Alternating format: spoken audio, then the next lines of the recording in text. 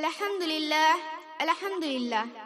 সমস্ত প্রশংসা, সমস্ত গুণগান সে মহান রব্বুল আলামিনের জন্য, যিনি আমাদের আজকের এই মাহফিলে আসার এবং কিছু বলার শোনার তৌফিক দান করেছেন। তাই সকলে উচ্চস্বরে বলি আলহামদুলিল্লাহ। তারপরে পরে আমার নবী, আপনার নবী, সারা বিশ্ব জগতের নবী, আব্দুল্লাহর ছেলে মা আমিনার নয়নমণি, যিনি সৃষ্টি না হলে পৃথিবীতে কিছুই সৃষ্টি হতো না। তিনার প্রতি লাখো কোটি দরুদ ও সালাম বর্ষিত হোক। সকলে পড়ি আল্লাহুম্মা আমিন। ইয়া আইয়ুহাল্লাযীনা আমানু তুবু ইলাল্লাহি তাওবাতান নাসুহা। এর অর্থ, হে বিশ্বাসীগণ, তোমরা আল্লাহ তাআলার কাছে দোয়া করো। একবার হযরত মুসা আলাইহিস সালামের জামানায় বৃষ্টি হচ্ছিল না। অনেক রোদ ও খরার কারণে অনেক মানুষের ফসল নষ্ট হয়ে যাচ্ছিল। তখন গ্রামবাসী মিলে মুসা আলাইহিস সালামের কাছে এসে বলে, আমাদের এই প্রচন্ড খরার কারণে আমাদের অনেক ফসল নষ্ট হয়ে যাচ্ছে, আমরা কি করব? তখন মুসা আলাইহিস সালাম বলে, আমরা একটা ফাঁকা ময়দানে গিয়ে আল্লাহ তাআলার কাছে দোয়া করি। তখন আল্লাহ ওহী নাজিল করে বলে, হে মুসা, তোমার দোয়া কবুল হবে না, কারণ তুমি যেই মজলিসের মধ্যে দোয়া করছো সেই মজলিসে একটা জিনাকার আছে।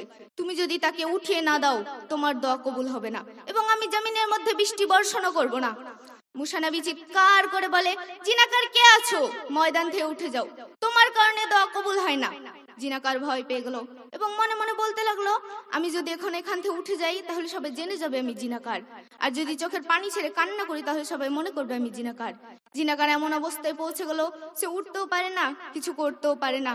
দিল তখন আমার মালিকের দিকে এমন ভাবে কান্না করে আর বলে, হে মালিক, আমি জিনাকার, এই এলাকার কেউ জানে না, আমার স্ত্রী জানে না, আমার পিতা মাতাও জানে না, একমাত্র শুধু জানেন আপনি।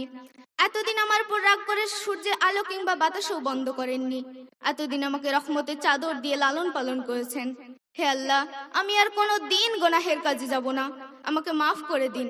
হঠাৎই বান্দার কান্নার আওয়াজ আল্লাহর আরশে পৌঁছে গেল এবং মুসা নবী পেছনে ফিরে দেখেন জিনাকার ওঠে নাই, কিন্তু আকাশটি মেঘে ভরপুর হয়ে গেল।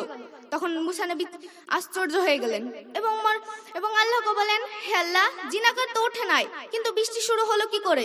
তখন আল্লাহ বলেন, হে মুসা, তুমি জানো না, তুমি শোনোনি, ওই জিনাকার ব্যক্তি আমার কাছে কান্না করে তাওবা করেছে, তাই আমি তার সকল গুনাহ মাফ করে দিয়েছি এবং সঙ্গে সঙ্গে বৃষ্টি বর্ষণ করেছি। সকলে পড়ি সুবহানাল্লাহ। এই বলে আমার বক্তৃতা শেষ করছি।